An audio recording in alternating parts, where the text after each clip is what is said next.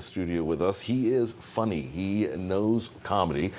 Based on what he's done for the past couple of years as the, I want to say wingman, but that's probably not right. The warm-up guy over at the Late Show at Stephen Colbert. Yeah, I perform on the show mainly, do stand-up on it, sketches, and been on HBO and all that good stuff. So he's earned his chops. Yeah, I'm going to be doing another appearance on the Late Show in a couple of weeks. Oh, fantastic. Yeah. Really? Yeah. Did somebody cancel, or what are we talking here? Okay, you know what? This is over. Thanks for having me. Worst great. host ever. That's right. By the way, I haven't seen you since before Christmas, so Merry Christmas. Thank you very much. Yeah.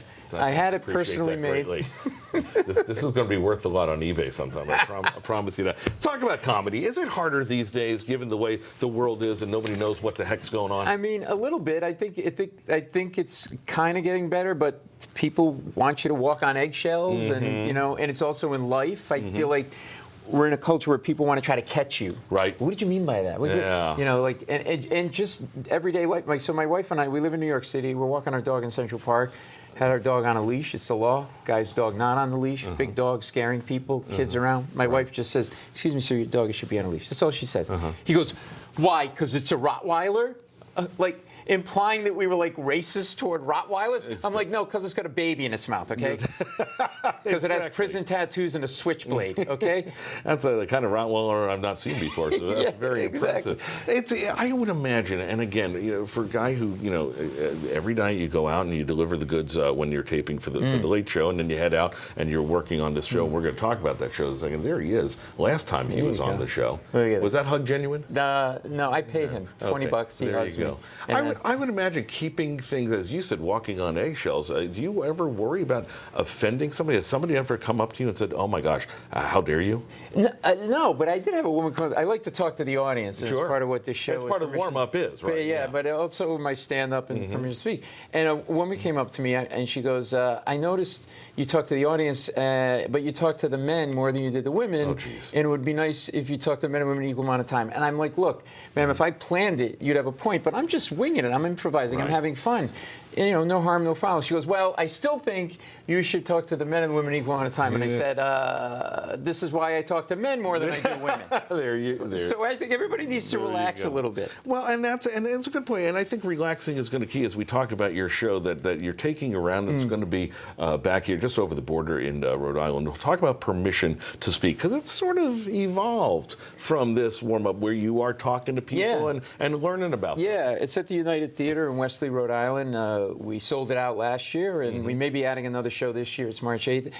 I started talking to audience members, and the more, you interview people, the second, third, fourth question, you get these amazing stories. Right. And some producers saw me doing this. They thought the people were plants. We said no. And so it got born into this. Directed by Frank Oz, Permission to Speak. Frank Oz. He's the original Yoda. Try being directed by Yoda. He's never wrong. And the backwards talking thing, he never stops. Funny you or not. Exactly. Thank you very much. Exactly. But this is we're having fun here, but this is more than comedy. It almost sounds like it's a little bit of therapy, a lot of, and you talk about walking on eggshells. This is kind of taking the temperature down a little bit. Yeah, so the rule is no judgment, say what you want. It's like we're hanging out in somebody's big basement, having drinks, telling stories. We don't talk politics. Right. But so people have said it's like group therapy. That's funny. You bring people up on stage. I'll bring them on stage. And you skewer them? You roast them or no? No. It's not making fun of people. It's the opposite of that. There's a lot of stand-up of my own in the show. And interspersed in that and sprinkled in is talking to the audience. But it's like crowd work on steroids and really talking to them. Like kids. I got a kid, right? Yes, so we'll talk about topics like that. And I got to show you what my son gave me for good luck for the show. He gave me, you get this right here? Oh my gosh, his favorite dinosaur. Cute. Isn't that great? How old is your son now? He's 15. But don't judge that he still plays with these. Don't judge at home, people, okay? Hit it hard. Hit it hard. We'll put the information up on the screen. This is going to be, again, it's at the Warner Theater, which is over the, excuse me, I'm sorry. United Theater. Wrong one, wrong state, Westerly. I'm going to get it right eventually. Saturday, March 8th. Right.